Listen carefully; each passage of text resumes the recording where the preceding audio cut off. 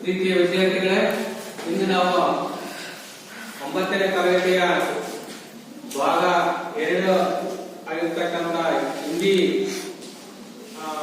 ಪಾಠದಲ್ಲಿ ನಾವು 14ನೇ ಪಾಠ ಆಗಿರ್ತಕ್ಕಂಥ ಸೌರ ಊರ್ಜಾ ಎಂಬ ಪಾಠದ ಬಗ್ಗೆ ನಾವು ತಿಳ್ಕೊಳ್ಳೋಣ. ಈ ಪಾಠವನ್ನ ಪ್ರಾರಂಭ ಮಾಡೋದಕ್ಕಿಂತ ಮೊದಲು ನಿಮಗೆ ಕೆಲವೊಂದು ಪ್ರಶ್ನೆಗಳನ್ನು ಕೇಳ್ತೀನಿ, ಅದಕ್ಕೆ ಗೊತ್ತಿರೋದು ಆನ್ಸರ್ ಮಾಡಬೇಕು. ಈಗ ನಿಮ್ಗೆಲ್ಲ ಗೊತ್ತಿದೆ ಶಕ್ತಿಯ ಮೂಲಗಳು. ನೀವೆಲ್ಲ ವಿಜ್ಞಾನದಲ್ಲಿ ತಿಳ್ಕೊಂಡಿದ್ದೀರಿ, ಒಂದು ಶಕ್ತಿಗೆ ಮತ್ತು ಒಂದು ಸಾಮರ್ಥ್ಯಕ್ಕೆ ಯಾವ್ಯಾವ ಒಂದು ಮೂಲಗಳಿದಾವೆ ಈ ಪ್ರಕೃತಿಯಲ್ಲಿ, ಹೌದಲ್ವಾ? ಹಾಗಾದ್ರೆ ನಾವು ಶಕ್ತಿಯ ಒಂದು ಮೂಲಕ್ಕೆ ಯಾವ್ದಾದ್ರು ಉದಾಹರಣೆ ಕೊಡಪ್ಪ? ನೀರು. ನೀರು ಕೂಡ ಒಂದು ಶಕ್ತಿಯ ಮೂಲ. ಅಂದ್ರೆ ನಾವು ನೀರಿನಿಂದಲ್ಲ ನಾವೇನ್ ಮಾಡ್ತೀವಿ, ಅದರಿಂದ ವಿದ್ಯುತ್ ಅನ್ನ ತಯಾರಿಸಿಬಿಟ್ಟು ನಾವು ಅದು ಕೂಡ ಒಂದು ಶಕ್ತಿಯ ಮೂಲವಾಗಿ ನಾವು ಇಲ್ಲಿ ಉಪಯೋಗ ಪಡ್ಕೊಳ್ತೀವಿ. ಅದೇ ರೀತಿ ಈ ಕಡೆ ಹೇಳಿ, ಗಾಳಿ. ಗಾಳಿ ಕೂಡ ಒಂದು ಶಕ್ತಿಯ ಮೂಲ. ಮತ್ತೆ ರಚಿತ ವಿದ್ಯುತ್ ಶಕ್ತಿ, ಅದು ಕೂಡ ಒಂದು ಶಕ್ತಿಯ ಮೂಲ. ಅದೇ ಕೂಡ ನಾವು ಪೆಟ್ರೋಲ್, ಡೀಸೆಲ್, ಹೌದಲ್ವಾ? ಅವು ಕೂಡ ಏನೋ ಒಂದು ಶಕ್ತಿಯ ರೂಪ, ಹೌದಲ್ಲ? ಪೆಟ್ರೋಲ್ ಮತ್ತು ಡೀಸೆಲ್, ಸೀಮೆ ಎಣ್ಣೆ, ಹೌದಲ್ಲ? ಇವೆಲ್ಲ ಕೂಡ ನೀವು ವಾಹನಗಳಿಗೆ ಉಪಯೋಗಿಸ್ಬಿಟ್ಟು ಅದರಿಂದ ಕೂಡ ಏನ್ ಮಾಡ್ತೀವಿ, ನಾವು ಒಂದು ಉಪಯೋಗವನ್ನು ಪಡ್ಕೊಳ್ತೀವಿ. ಅದೇ ರೀತಿ ಕೂಡ ನಾವು ಇಂದು ನಮ್ಮ ಮನುಷ್ಯನ ಸೂರ್ಯನ ಒಂದು ಶಾಖದಿಂದ, ಸೂರ್ಯನ ಒಂದು ಬಿಸಿಲಿನಿಂದ, ಕಿರಣಗಳಿಂದಲೂ ಕೂಡ ನಾವು ಇವತ್ತು ಗೊತ್ತಿದೆಯಲ್ಲ, ನಾವು ಕೂಡ ಇವತ್ತು ಅದರಿಂದ ಕೂಡ ಉಪಯೋಗಗಳನ್ನ ಪಡ್ಕೊಳ್ತೀವಿ, ಹೌದಲ್ವಾ? ಹಾಗಾದ್ರೆ ಯಾವ ರೀತಿ ಉಪಯೋಗ ಪಡ್ಕೊಳ್ತೀವಿ ಅನ್ನೋದನ್ನ ಇಂದಿನ ಪಾಠದಲ್ಲಿ ನಾವು ತಿಳ್ಕೊಳ್ಳೋಣ. ಹಾಗಾಗಿ ಹಿಂದಿಯಲ್ಲಿ ನಾವು ಸೌರ ಊರ್ಜಾ ಅಂತ ಕರಿತೀವಿ. ಊರ್ಜಾ ಅಂದ್ರೆ ಶಕ್ತಿ, ಸಾಮರ್ಥ್ಯ, ಬಲ, ಹೌದಲ್ವಾ? ಸೌರ ಅಂದ್ರೆ ಸೌರ ಅಂತ ಹೇಳ್ಬಿಟ್ಟು, ಅಂದ್ರೆ ಸೌರ ಶಕ್ತಿ ಅಂತ ಈ ಪದ, ಈ ಪಾಠದ ಶೀರ್ಷಿಕೆ ಅರ್ಥ ಸೌರ ಊರ್ಜಾ ಅಂತ ಇದೆಯಲ್ಲ, ಇದರ ಕನ್ನಡ ಅರ್ಥ ಏನಪ್ಪ ಅಂದ್ರೆ ಸೌರ ಶಕ್ತಿ ಅಂತ ಹೇಳ್ಬಿಟ್ಟು. ಅರ್ಥ ಆಯ್ತಾ? ಸೌರ ಶಕ್ತಿ. ಸೌರ ಶಕ್ತಿ ಅಂದ್ರೆ ಏನಪ್ಪ ಅಂದ್ರೆ ಸೂರ್ಯನಿಂದ ನಾವು ಶಕ್ತಿಯನ್ನ ಅಥವಾ ಬಲವನ್ನ ಯಾಕೆ ನಾವು ಪಡ್ಕೊಳ್ತೀವಿ ಅನ್ನೋದ್ರೆ ಇಂದಿನ ಒಂದು ಪಾಠದ ಅರ್ಥ, ಹೌದಲ್ವಾ? ಹಾಗಾದ್ರೆ ನೋಡಿ, ಇವತ್ತು ಈ ಪಾಠವನ್ನು ಪ್ರಾರಂಭ ಮಾಡೋದಕ್ಕಿಂತ ಮೊದಲು ನಾವು ಇದರ ಶಬ್ದಾರ್ಥಗಳನ್ನ ತಿಳ್ಕೊಳ್ಳೋಣ. ನೋಡಿ, ಇಲ್ಲಿ ಊರ್ಜಾ ಅಂತ ಇದೆ ನೋಡಿ. ಊರ್ಜಾ, ಊರ್ಜಾ ಅಂದ್ರೆ ಶಕ್ತಿ, ಸಾಮರ್ಥ್ಯ ಅಥವಾ ಫಲ ಅಥವಾ ಒತ್ತಡ, ಇಷ್ಟೆಲ್ಲ ಅರ್ಥ ಬರುತ್ತೆ. ನೆಕ್ಸ್ಟ್ ಹಾಲ್ ಹೀಮೆ ಅಂತ ಇದೆ ನೋಡಿ. ಹಾಲ್ ಹೀಮೆ ಅಂದ್ರೆ ವರ್ತಮಾನ, ಅಂದ್ರೆ ಈ ವರ್ತಮಾನದಲ್ಲಿ ಅಂತ ಹೇಳ್ಬಿಟ್ಟು, ಪ್ರಸ್ತುತ ವರ್ತಮಾನದಲ್ಲಿ.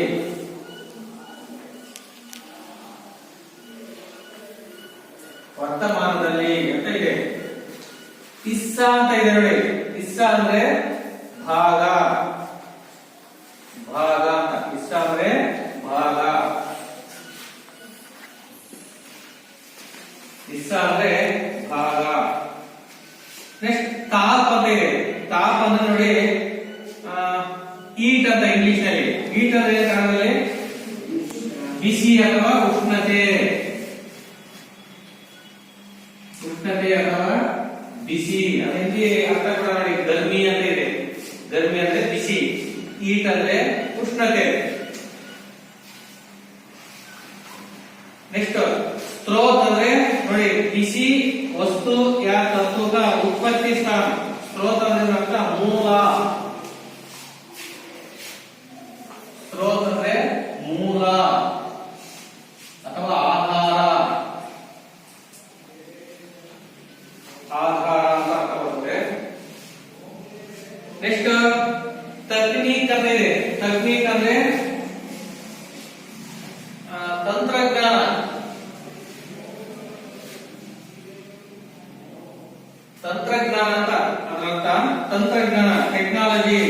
ಹೇಳ್ತೀವಲ್ಲ, ಇದು ವಿಶೇಷವಾದ ಜ್ಞಾನ.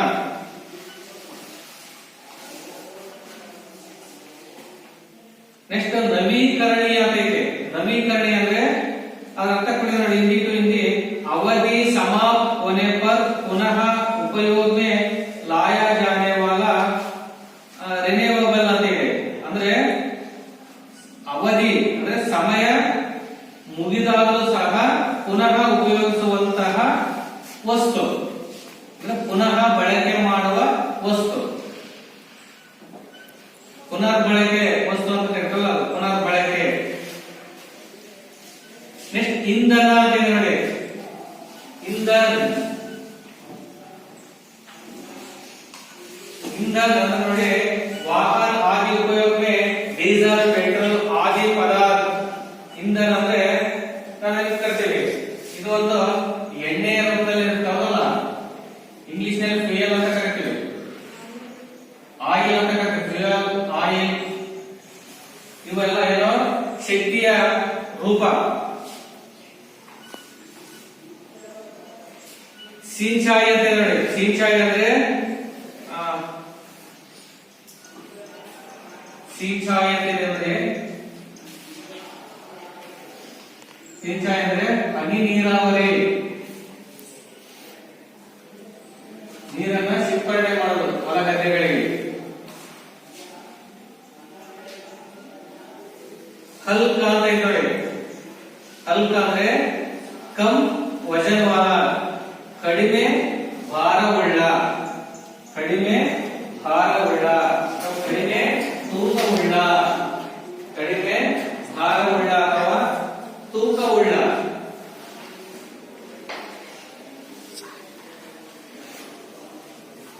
ಯಥಾಯಥ್ ಅವಾಗಮನ ಅಂದ್ರೆ ಟ್ರಾನ್ಸ್ಪೋರೇಷನ್ ಅಂತ ಇದೆ. ಟ್ರಾನ್ಸ್ಪೋರೇಷನ್ ಅಂದ್ರೆ ಕನ್ನಡ ಟ್ರಾನ್ಸ್ಪೋರೇಷನ್ ವರ್ಗಾವಣೆ. ಟ್ರಾನ್ಸ್ಪೋರೇಷನ್ ಅಂದ್ರೆ ವರ್ಗಾವಣೆ. ನೆಕ್ಸ್ಟ್ ಔದ್ಯೋಗಿಕ ಅಂದ್ರೆ ಐತಲ್ಲ, ಔದ್ಯೋಗಿಕ ಅಂದ್ರೆ ಕೈಗಾರಿಕೆ. ಅಲ್ಲಿ ನೋಡಿ ಉದ್ಯೋಗ ಸಂಬಂಧಿ ಇಂಡಸ್ಟ್ರಿಯಲ್ ಅಂತ ಇದೆ, ಅಂದ್ರೆ ಕೈಗಾರಿಕೆ. ಇಷ್ಟು ಈ ಒಂದು ಪಾಠದಲ್ಲಿ ಬರ್ತಕ್ಕಂಥ ಕೆಲವು ಹೊಸ ಪದಗಳ ಅರ್ಥ. ಈಗ ನಾವು ಈ ಪಾಠವನ್ನ ತಿಳ್ಕೊಳ್ಳೋಣ.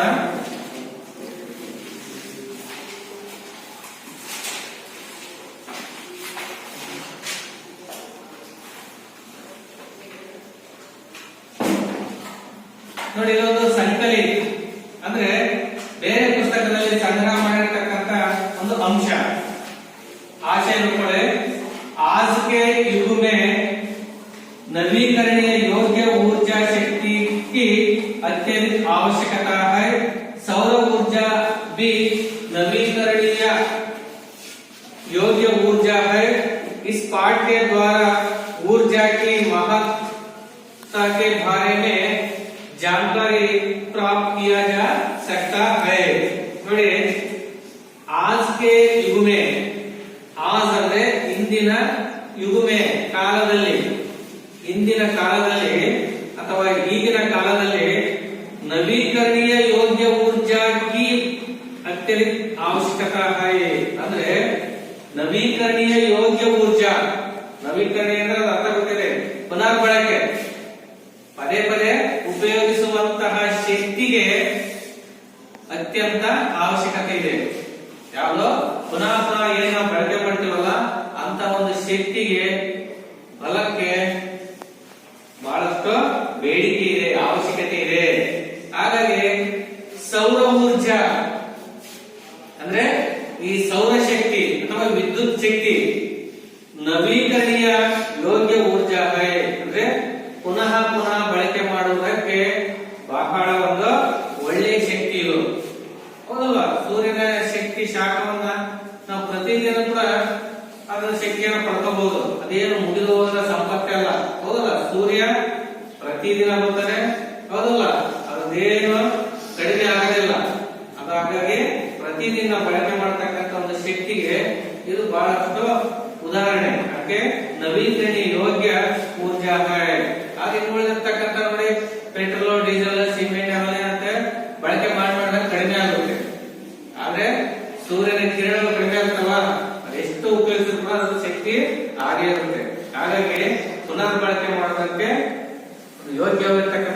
ಅಂದ್ರೆ ಈ सौरशक्ति।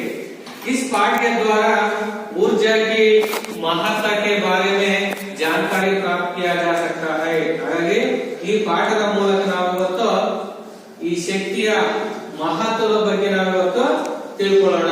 ಅಂದ್ರೆ ಸೌರಶಕ್ತಿಯ ಮಹತ್ವದ ಬಗ್ಗೆ ನಾವು ತಿಳ್ಕೊಳ್ಳೋಣ ಆಯ್ತಾ। ನೋಡ್ಕೊಳ್ಳಿ, हजारों सालों से हम सूर्य की ऊर्जा का उपयोग करते आ रहे हैं, लेकिन बिजली बनाने के लिए उसका उपयोग हाल ही में शुरू हुआ है।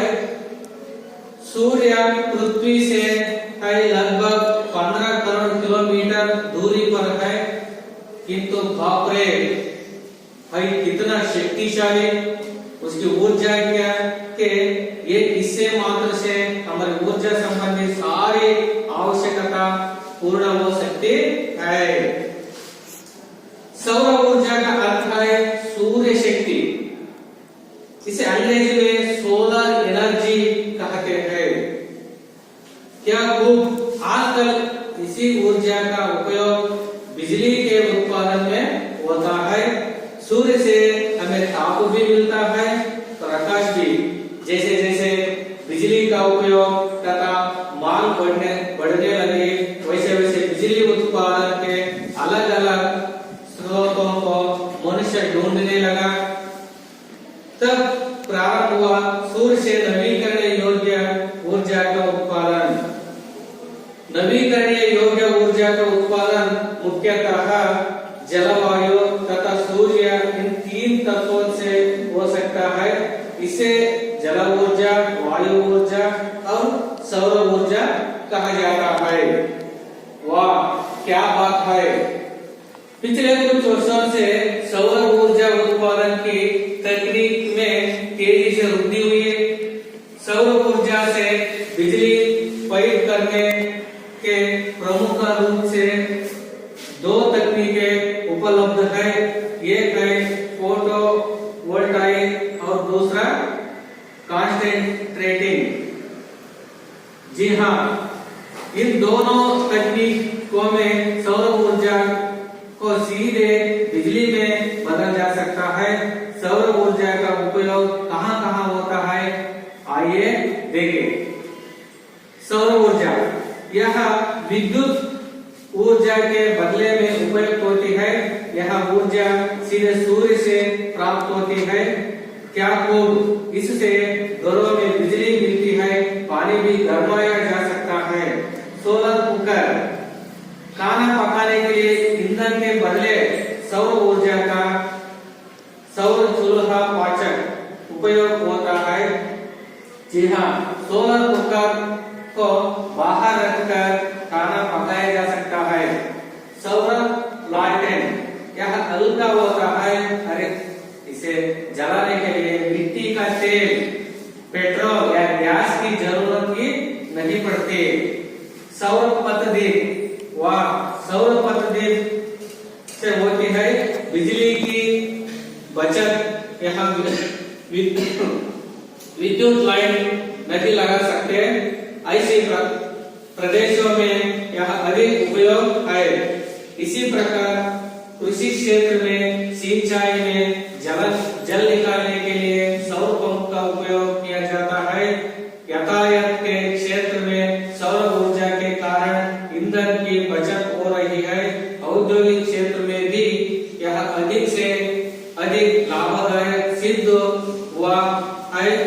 सौर ऊर्जा द्वारा पर्यावरण प्रदूषण को रोक जा सकता है। यह बिजली से ज्यादा सुरक्षित है। निस्संशय सौर ऊर्जा अत्यंत उपयोगी है।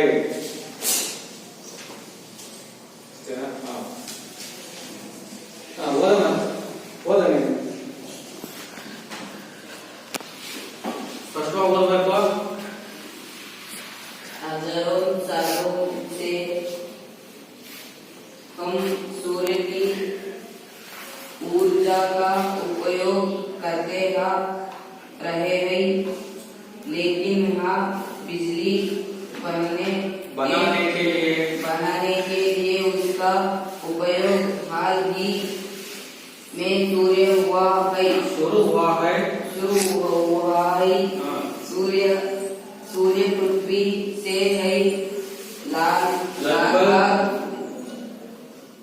15 करोड़ किलोमीटर की दूरी पर, किंतु बाप रे भाई कितना शक्तिशाली उसकी ऊर्जा है। एक हिस्से मात्र से हमारी ऊर्जा संबंधी सारी आवश्यकताएं पूर्ण हो सकती है। बैठो लक्ष्मी।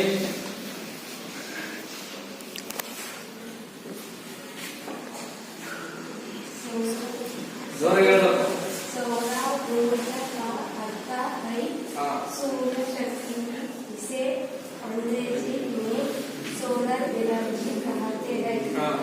क्या हुआ आजकल इसी ऊर्जा का उपयोग बिजली के उत्पादन में होता है। सूर्य से हमें ताप भी मिलता है। प्रकाश भी।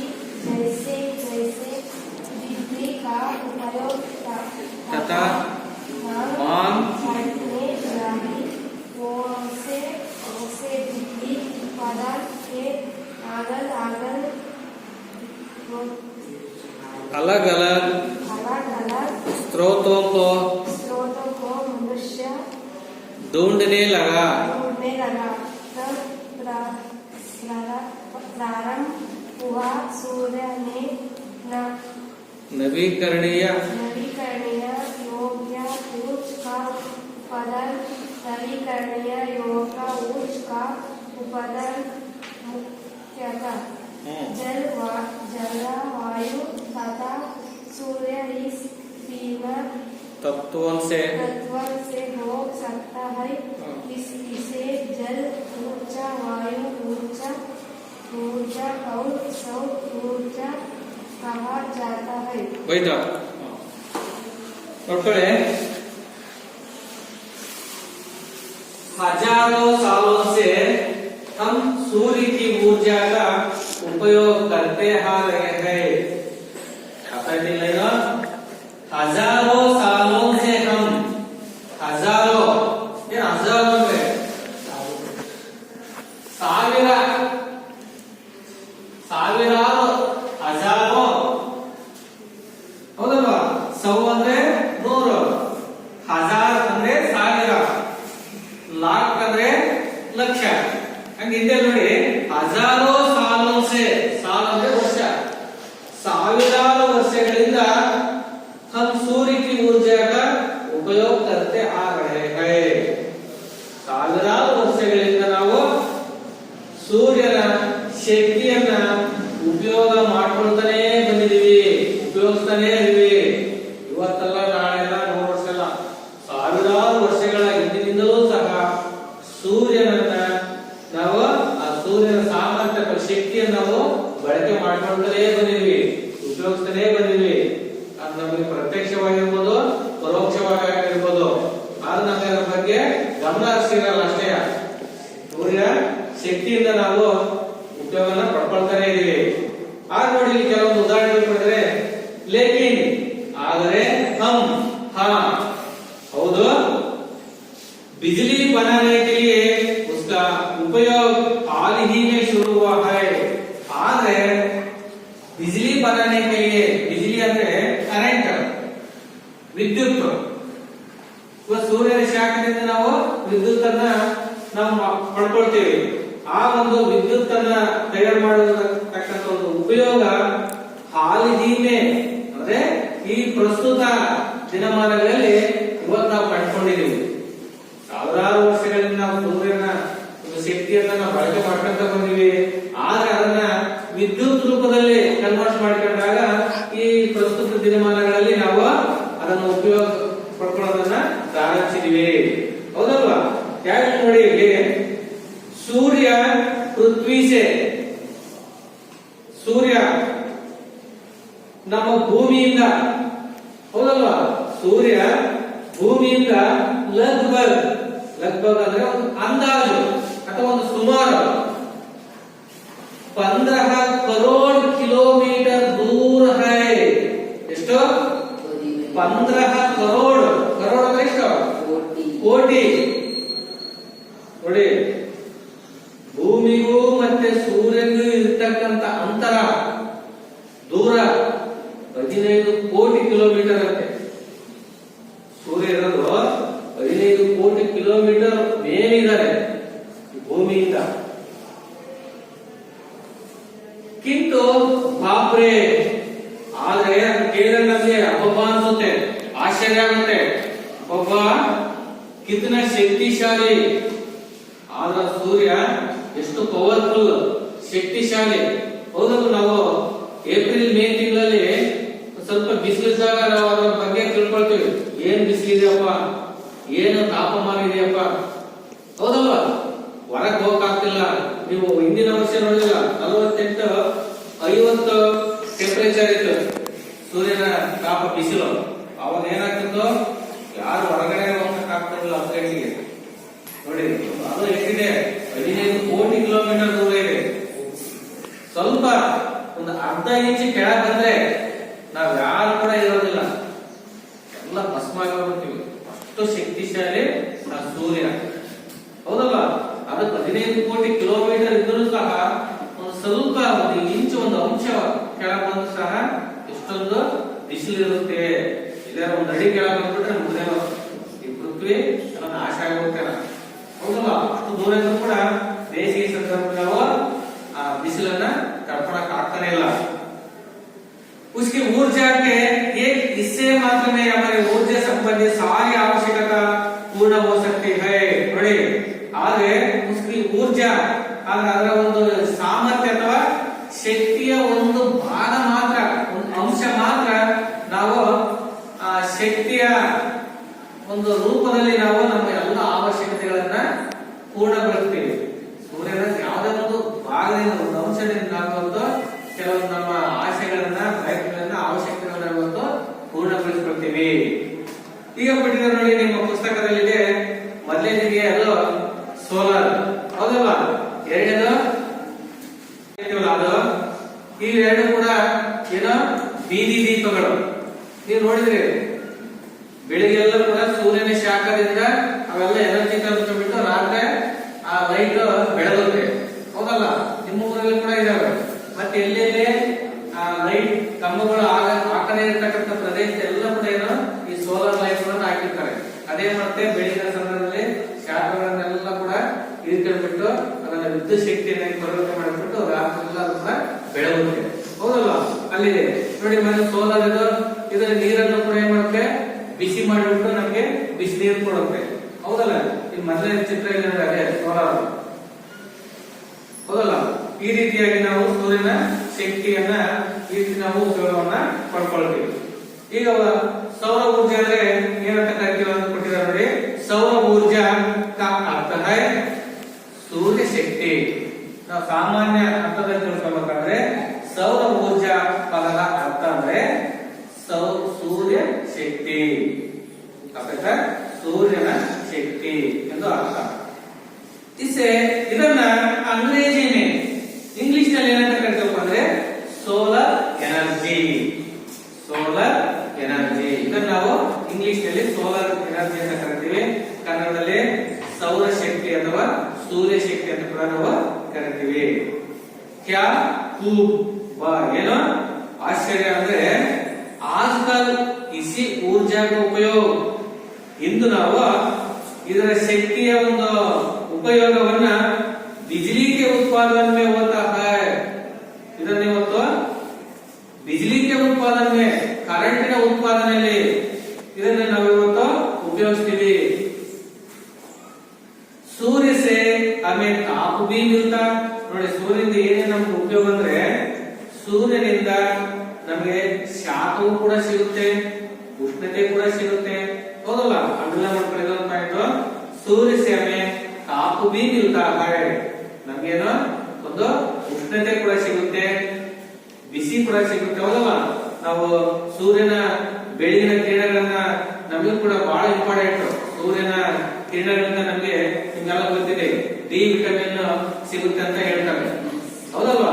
ಬೆಳಗಿನ 8 ರಿಂದ 9 ಗಂಟೆಗಳ ಎಳೆ ಬಿಸಿಲಿನ ಕಿರಣಗಳು ನಮ್ಮ ದೇಹಕ್ಕೆ ಅವಶ್ಯಕತೆ ಇರುತ್ತೆ. ಆಗ ಆ ವಿಟಮಿನ್ ಆ ಸೂರ್ಯನ ಕಿರಣಗಳು ಯಾರ್ಯಾರಿಗೆ ಸಿಗೋದಿಲ್ಲವೋ ಅವ್ರಿಗೆ ದೇಹದಲ್ಲಿ ಹಲವಾರು ಏನೇನ ಸಮಸ್ಯೆಗಳು ಬರ್ತವೆ. ಅದಕ್ಕೆ ಏನ್ ಮಾಡ್ತಾರೆ ಡಾಕ್ಟರ್ಸ್ ಆ ವಿಟಮಿನ್ಗಳು ಬರೀತಾರೆ, ಡಿ ವಿಟಮಿನ್ ಕೊರತೆ ಇದೆ ಹೀಗೆ ಅಂತ ಹೇಳ್ಬಿಟ್ಟು ಏನ್ ಮಾಡ್ತಾರೆ ಹಲವಾರು ಮಾತ್ರೆಗಳನ್ನು ಕೊಡ್ತಾರೆ. ಹಾಗಾಗಿ ಮನುಷ್ಯನಿಗೆ ಕೂಡ ಬಹಳ ಇಂಪಾರ್ಟೆಂಟ್ ಆ ಸೂರ್ಯನ ಆ ಕಿರಣಗಳಿಂದ ನಮಗೆ ಆ ಡಿ ವಿಟಮಿನ್ ಕೂಡ ದೊರೆಯುತ್ತದೆ ಅಂತ. ಹಾಗಾಗಿ ಬೆಳಗಿನ ಸಂದರ್ಭದಲ್ಲಿ ನಾವು ಕನಿಷ್ಠ 10 ರಿಂದ 15 ನಿಮಿಷ ನಮ್ಮ ದೇಹವನ್ನ ಆ ಕಿರಣಗಳಿಗೆ ಮೈಯೊಡ್ಡಿದಾಗ ನಮ್ಗೆ ಕೂಡ ಅದರಿಂದ ಉಪಯೋಗ ಆಗುತ್ತೆ, ಹೌದಲ್ವಾ? ಹಾಗಾಗಿ ತಾಪ ಬಿ ಮಿಲ್ತಾ ಹೈ, ಪ್ರಕಾಶ ಬಿ ಅಷ್ಟೇ ಅಲ್ಲ ಬೆಳಕು ಕೂಡ ಸಿಗುತ್ತೆ. ಜೈಸೆ ಜೈಸೆ ಬಿಜಿಲಿ का उपयोग तथा मांग बढ़ने लगे. ಹಾಗಾಗಿ ಇವತ್ತು ಸೂರ್ಯನ ಶಕ್ತಿಯಿಂದ ವಿದ್ಯುತ್ ಶಕ್ತಿಯನ್ನ ಮಾಡಿರ್ತಕ್ಕಂಥ ಉಪಯೋಗ ಇವತ್ತು ಬೇಡಿಕೆ ಬಹಳಷ್ಟು ಹೆಚ್ಚಾಗಿದೆ. वैसे वैसे बिजली उत्पादन का अलग अलग स्रोत का मनुष्य जोड़ने लगा. ಹಾಗಾಗಿ ಯಾವಾಗ ಬೇಡಿಕೆ ಬಂತು ಸೂರ್ಯನ ಶಕ್ತಿಯಿಂದ ಇವತ್ತೇನಾಯ್ತು, ಇವತ್ತು ಮನುಷ್ಯ ಆ ಸೂರ್ಯನ ಶಕ್ತಿಯ ಒಂದು ಮೂಲವನ್ನ ಬೇರೆ ಬೇರೆ ರೀತಿಯಲ್ಲಿ ಇವತ್ತು ಮನುಷ್ಯ ಇವತ್ತು ಸಂಶೋಧನೆ ಮಾಡ್ತಾನೆ ಇದ್ದಾನೆ, ಹುಡುಕ್ತಾ ಇದ್ದಾನೆ ಹೊಸ ಹೊಸ ಮಾರ್ಗಗಳನ್ನ. ತಬ್ ಪ್ರಾರಂಭ ಯಾವಾಗ ಮನುಷ್ಯ ಹೊಸ ಹೊಸ ಒಂದು ಮಾರ್ಗವನ್ನ ಕಂಡುಹಿಡ್ಕೊಂಡಾಗ ಹುಡುಕಿದಾಗ ಅವರಿಂದ ಪ್ರಾರಂಭ ಆಯ್ತಂತೆ सूर्य से नवीकरणीय योग्य ऊर्जा का उत्पादन. ಆವಾಗ ಸೂರ್ಯನಿಂದ ನಾವು ನವೀಕರಣೀಯ ಪುನರ್ಬಳಕೆಯ ಪಡ್ತಕ್ಕಂಥ ಒಂದು ಯೋಗ್ಯವಾಗಿರ್ತಕ್ಕಂಥ ಒಂದು ಶಕ್ತಿಯ ಉತ್ಪಾದನೆ. ನವೀಕರಣೀಯ ಯೋಗ್ಯ ಊರ್ಜಾ ಉತ್ಪಾದನ. ಹಾಗಾಗಿ ಸೂರ್ಯನ ಶಕ್ತಿಯಿಂದ ನಾವು ಪುನರ್ಬಳಕೆ ಮಾಡತಕ್ಕಂಥ ಶಕ್ತಿಯ ಮುಖ್ಯವಾಗಿ ಉತ್ಪಾದನೆ ಯಾವ ಮೂಲಕ ಇವತ್ತು ಮಾಡಬಹುದು ಅದು ನೋಡಿ. ಜಲ ಅಂದ್ರೆ ನೀರಿನಿಂದ, ವಾಯು ಅಂದ್ರೆ ಪವನ ಅಥವಾ ಗಾಳಿಯಿಂದ, ನೆಕ್ಸ್ಟ್ सूर्य ಮತ್ತೆ ಸೂರ್ಯನಿಂದ. ಈ 3 ತತ್ವों से हो सकता है. ಈ 3 ಮೂಲಗಳಿಂದ ನಾವಿವತ್ತು ವಿದ್ಯುತ್ ಅನ್ನ ಪಡೆಯಬಹುದು, ಹೌದಲ್ವಾ? ಯಾವ್ದ್ರಿಂದ? ನೀರಿನಿಂದ, ಮತ್ತೆ ಗಾಳಿಯಿಂದ, ಮತ್ತೆ ಸೂರ್ಯನಿಂದ. ಈ 3 ತತ್ವಗಳಿಂದ ನಾವು ಇವತ್ತು ಶಕ್ತಿಯ ಮೂಲಗಳಾಗಿರ್ತಕ್ಕಂಥ ವಿದ್ಯುತ್ ಅನ್ನ ನಾವು ಇವತ್ತು ಪಡ್ಕೋಬಹುದು. ಹಾಗಾಗಿ ಇದಕ್ಕೆ ನಾವು ಜಲ ಊರ್ಜಾ ಮತ್ತೆ ಜಲ ವಿದ್ಯುತ್ ಶಕ್ತಿ ಅಂತ ಕರಿತೀವಿ. ವಾಯು ಊರ್ಜಾ ಅಂದ್ರೆ ಗಾಳಿ ವಿದ್ಯುತ್ ಶಕ್ತಿ ಅಂತ ಕರಿತೀವಿ. ಸೌರ ಊರ್ಜಾ ಮತ್ತೆ ಸೌರ ಶಕ್ತಿ ಅಂತ ಕೂಡ ನಾವು ಈ ರೀತಿ 3 ಭಾಗಗಳಾಗಿ ನಾವು ವಿಂಗಡಣೆ ಮಾಡಿದ್ವಿ. ಈ ರೀತಿ ಕೂಡ ಇದನ್ನ ಕರಿತೀವಿ. ಅರ್ಥ ಆಯ್ತಾ? ಜಲ ಊರ್ಜಾ, ವಾಯು ಊರ್ಜಾ ಹಾಗೂ ಸೌರ ಊರ್ಜಾ ಈ 3 ಶಕ್ತಿಯ ರೂಪಗಳು. वाह क्या बात है! पिछले कुछ वर्षों से सौर ऊर्जा उत्पादन की तकनीक में तेजी से वृद्धि हुई है. ಹೇಳ್ತಾರೆ ಇಲ್ಲಿ ಲೇಖಕ ಆಶ್ಚರ್ಯ ಪಟ್ಬಿಟ್ಟು ಹೇಳ್ತಾರೆ, ಏನಂತ ಒಂದು ವಿಚಾರ ಇದು. ಪಿछले कुछ वर्षों से ಅಂದ್ರೆ ಕೆಲವು ವರ್ಷಗಳಿಂದ ಇವತ್ತು ನಾವು ಸೂರ್ಯನ ಶಕ್ತಿಯ ಉತ್ಪಾದನೆಯನ್ನ ತಕನೀಕಿ ಮೇ ತೇಜಿ ಸೆ ವೃದ್ಧಿ ಹುಯಿ. ಸೂರ್ಯನ ಶಕ್ತಿಯ ಒಂದು ತಂತ್ರಜ್ಞಾನದಲ್ಲಿ ಇವತ್ತು ಬಹಳಷ್ಟು ಇವತ್ತು ಒಂದು ಬೆಳವಣಿಗೆ ಆಗಿದೆ, ವೃದ್ಧಿ ಆಗಿದೆ. सौर ऊर्जा से बिजली पैदा करने के प्रमुख रूप से 2 तकनीकी उपलब्ध है. ನೋಡಿ ಹೇಳ್ತಾರೆ ಸೌರ ಊರ್ಜಾ ಸೆ ಸೂರ್ಯನ ಶಕ್ತಿಯಿಂದ ನಾವು ವಿದ್ಯುತ್ ಶಕ್ತಿಯನ್ನಾಗಿ ನಾವು ಪರಿವರ್ತಿಸಲು ಪ್ರಮುಖವಾಗಿರ್ತಕ್ಕಂಥ 2 ಟೆಕ್ನಾಲಜಿ ಇದಾವೆ, 2 ತಂತ್ರಜ್ಞಾನ ಇದಾವೆ. ಯಾವನ್ನ? ಸೂರ್ಯನ ಶಕ್ತಿಯನ್ನ ವಿದ್ಯುತ್ ಶಕ್ತಿಯನ್ನಾಗಿ ನಾವು ಪರಿವರ್ತನೆ ಮಾಡೋದಕ್ಕೆ 2 ಟೆಕ್ನಾಲಜಿ ಇದಾವೆ, 2 ತಂತ್ರಜ್ಞಾನ ಇದಾವೆ, 2 ಸಾಫ್ಟ್ವೇರ್ ಇದಾವೆ. ಯಾವ ಅಂದ್ರೆ ಒಂದು ಏಕ ಫೋಟೋ ವೋಲ್ಟಾಯಿಕ್ ಅಂತ ಹೇಳ್ಬಿಟ್ಟು ಅಂಡರ್ಲೈನ್ ಮಾಡ್ಕೊಳ್ಳಿ. ಇದು ಒಂದು ಸಾಫ್ಟ್ವೇರ್, ಇದು ಒಂದು ಏನು ತಂತ್ರಜ್ಞಾನ, ಇದೊಂದು ಮಷೀನ್. ಯಾವುದು? Photo voltaic. और दूसरा ಕಾನ್ಸ್ಟೆಂಟಿಂಗ್ ಅಂತ ಹೇಳ್ಬಿಟ್ಟು ಕಾನ್ಸ್ಟೆಂಟಿಂಗ್. ಈ 2 ಟೆಕ್ನಾಲಜಿ ತಂತ್ರಜ್ಞಾನದಿಂದ ಸೂರ್ಯನ ಶಕ್ತಿಯನ್ನ ವಿದ್ಯುತ್ ಶಕ್ತಿಯನ್ನಾಗಿ ಪರಿವರ್ತನೆ ಮಾಡಿಬಿಟ್ಟು ನಾವೇನ್ ಮಾಡ್ತೀವಿ ಅದನ್ನ ಉಪಯೋಗವನ್ನ ಪಡ್ಕೊಳ್ತಾ ಇದೀವಿ. जी हाँ ಹೌದು. इन दोनों तकनीकी में सौर ऊर्जा का सीधे बिजली में बदल जा सकता है. ಈ ಎರಡು ಟೆಕ್ನಾಲಜಿಯಿಂದ ತಂತ್ರಜ್ಞಾನದಿಂದ ನಾವು ಆ ಸೂರ್ಯನ ಶಕ್ತಿಯನ್ನ ನೇರವಾಗಿ ವಿದ್ಯುತ್ ಶಕ್ತಿಯನ್ನಾಗಿ ನಾವು ಬದಲಾವಣೆಯನ್ನ ಮಾಡ್ಕೊಳ್ತೀವಿ. ಹಾಗಾಗಿ ನಾವು ಸೌರ ಊರ್ಜಾ ಉಪಯೋಗ ಆದ್ದರಿಂದ ಸೌರ ಶಕ್ತಿಯ ಒಂದು ಉಪಯೋಗವನ್ನ ನಾವು ಎಲ್ಲೆಲ್ಲಿ ನಾವಿವತ್ತು ಉಪಯೋಗವನ್ನು ಪಡ್ಕೊಳ್ತೀವಿ ಅನ್ನೋದನ್ನ ನಾವು ಮುಂದೆ ನೋಡೋಣ.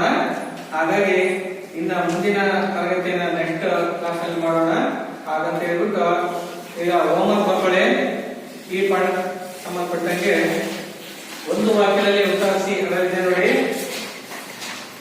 सूर्य पृथ्वी से लगभग कितने किलोमीटर की दूरी पर है? आपको समझ गया? सूर्य पृथ्वी के लगभग कितने किलोमीटर की दूरी पर है? ಅಂತಂದ್ರೆ ಏನಪ್ಪಾ ಅಂದ್ರೆ ಸೂರ್ಯ ಭೂಮಿಗಿಂತ ಸುಮಾರು ಎಷ್ಟು ಕಿಲೋಮೀಟರ್ ದೂರದಲ್ಲಿದೆ ಅಂತ ಪ್ರಶ್ನೆ. ನೆಕ್ಸ್ಟ್ ಎರಡನೇ ಕ್ವೆಶ್ಚನ್ ಬರ್ಕೊಳ್ಳಿ. सौर ऊर्जा का अर्थ क्या है? सौर ऊर्जा का अर्थ क्या है ಅಂದ್ರೆ ಸೌರ ಶಕ್ತಿ ಅಂದ್ರೆ ಏನು, ಅರ್ಥ ಏನು ಅಂತ ಹೇಳ್ಬಿಟ್ಟು ಮೂರನೇ ಕಡೆ सौर ऊर्जा से बिजली पैदा करने के मुख्यतः कितनी तकनीकें हैं?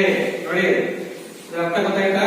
ಸೌರ ಶಕ್ತಿಯಿಂದ ವಿದ್ಯುತ್ ಶಕ್ತಿಯನ್ನಾಗಿ ಪರಿವರ್ತನೆ ಮಾಡೋದಕ್ಕೆ ಮುಖ್ಯವಾಗಿ ಎಷ್ಟು ಸಾಫ್ಟ್ವೇರ್ಗಳಿವೆ ಅಥವಾ ತಂತ್ರಜ್ಞಾನಗಳಿವೆ. ನಾನು ಹೇಳಿದ ಹಾಗೆ ಫೋಟೋ ವೋಲ್ಟಾಯಿಕ್ ಅವರು ಕಾಂಟ್ಯಾಕ್ಟ್ ಅಂತ ಹೇಳ್ಬಿಟ್ಟು ಈ ಟೆಕ್ನಾಲಜಿಯಿಂದ ವಿದ್ಯುತ್ ಶಕ್ತಿಯನ್ನಾಗಿ ಪರಿವರ್ತನೆ ಮಾಡುತ್ತೆ.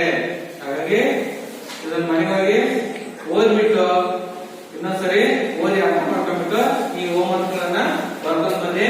ಈ ಪಾಠ ಅರ್ಥ ಇದೆ ಅಂತ ಹೇಳ್ಕೊಂಡ್ಬಿಟ್ಟು ಇಂದಿನ ಈ ಪಾಠವನ್ನ ಮುಗಿಸ್ತಾ ಇದ್ದೀನಿ.